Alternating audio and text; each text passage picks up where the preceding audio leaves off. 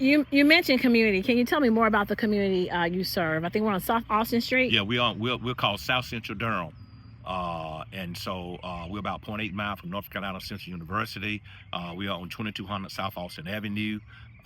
This particular area is, you got Forsyth University, which is not Forsyth, but you got Durham Tech or Durham University, which is not too far from here. I guess I'm saying it right. But you have this is mainly African American community, and so we have to reach out to them.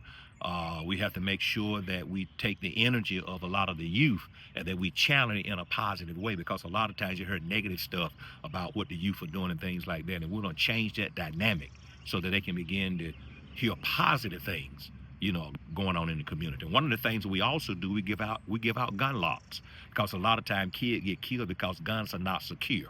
But if you can save one life, this worth it.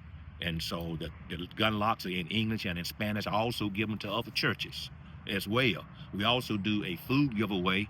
Right after COVID, we started doing that, and I think so far we're giving away over 17,000 meals every second and fourth Friday. Just drive up to the church, to put the food in the cart, and just keep rolling. So we're trying to deal with some of the social ills as well.